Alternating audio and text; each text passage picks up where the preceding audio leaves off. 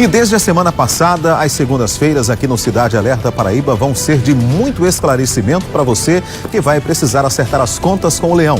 Na segunda-feira passada, nós começamos pelo básico, explicando quem precisa declarar o imposto de renda e também começamos a explicar o passo a passo do programa oferecido pela Receita Federal, para que você possa fazer a sua declaração. Hoje, nós continuamos nossa série de entrevistas com o advogado especialista em direito tributário, Dr. Hector Ruslan. E você, claro, como sempre, vai poder participar fazendo sua pergunta por telefone. Está aí na sua tela, 3216-5115. Fica à vontade, esse espaço também é todo de vocês. Mais uma vez, bem-vindo, doutor Hector. Satisfação recebê-lo aqui mais uma vez.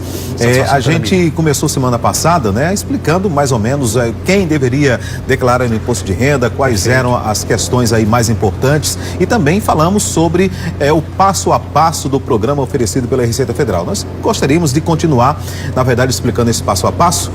Tá bom? E o pessoal de casa já pode começar a ligar para fazer as suas perguntas. E esse aqui é o programa baixado do próprio site da Receita Federal. Exatamente o que o pessoal de casa vai ter que baixar para declarar o seu imposto de renda. Então, doutor Hector, a gente acha que nós paramos semana passada aqui, não foi? Rendimentos recebidos acumuladamente. Isso. Bom, como é que chega nessa parte aí, o que é que o pessoal vai ter que fazer? Vamos lá. Primeiramente, boa noite ao telespectador da TV Correio. Você, contribuinte da Paraíba, atenção, 30 milhões, repito, 30 milhões de contribuintes já declararam o imposto de renda no Brasil.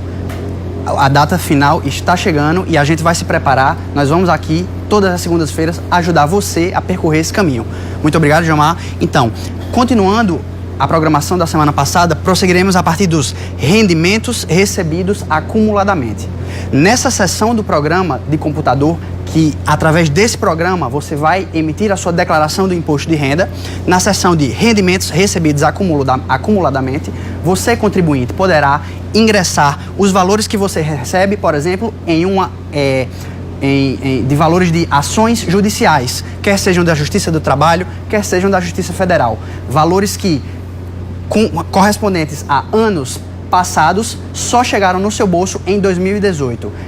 Passando o teto, eles têm que constar aqui dos rendimentos tributáveis recebidos acumuladamente. Doutor Hector, uma pergunta que pode ser para muita gente em casa. Por exemplo, um casal se separa, tem 2 filhos, esses 2 filhos ficam, por exemplo, com a mulher, tá bom? Com a mulher, e o homem paga pensão para esses 2 filhos. Muito comum. Quem, na verdade, vai declarar esses filhos como dependente? A mulher que está com eles em casa cuidando ou o pai que está pagando pensão? Excelente pergunta, Gilmar. Essa questão fica a cargo do contribuinte. O que a gente recomenda como advogado, como contador, é que na hora de inserir as informações no programa, o contribuinte faça simulações de como seria a melhor situação para que ele consiga sofrer menos impactos do leão. No caso, aquele contribuinte que oferece os valores ao alimentando, certo? Como parte de uma prestação jurisdicional, essa pessoa tem direito a abater dos valores do imposto de renda. Já aquela pessoa, por exemplo, na situação que o Gilmar nos trouxe, da mãe que cuida dos filhos e que recebe esse valor a título de pensão judicial, deverá declarar esses valores recebidos. A dona Ana, ela não quis entrar no ar conosco, ela é funcionária pública de uma prefeitura aqui da Paraíba. Ela pergunta, ela precisa declarar sim ou não? A regra é que, caso os valores recebidos pela senhora dona Ana ao longo do ano de 2018 ultrapassaram R$ 28.559,70, a senhora deverá sim fazer o seu ajuste com o leão.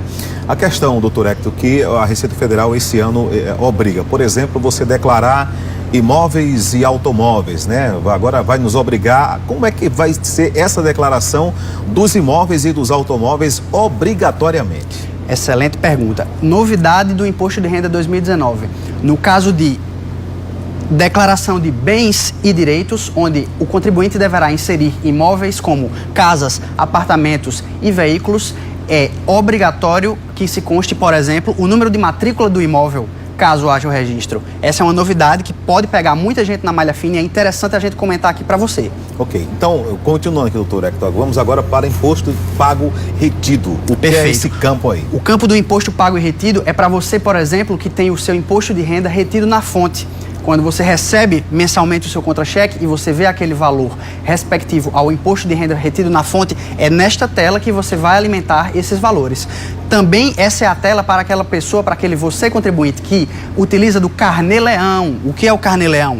É o carnê pago mensalmente pelo contribuinte que gosta de adiantar os valores do imposto de renda para que não precise pagar tudo ao fim do ano ou ao início do ano, como é o caso que acontece agora.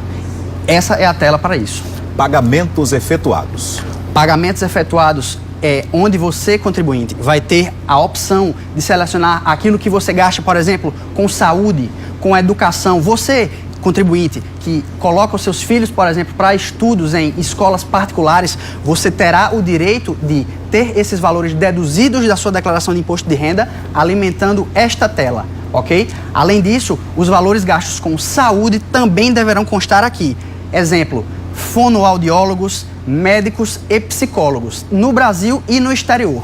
Doutor Hector, doações efetuadas. Eu, na minha declaração, né, eu faço algumas doações para umas instituições, mas nunca vi deduzir um centavo. Exatamente. Mas realmente é assim mesmo? Exato. Nesse caso aqui, das doações efetuadas dessa primeira tela, o que ocorre é doações, por exemplo, para pessoas físicas. Então, se você doou dinheiro para o seu filho, para o seu neto, para o seu avô, esse valor deverá constar aqui nesta tela de doações efetuadas.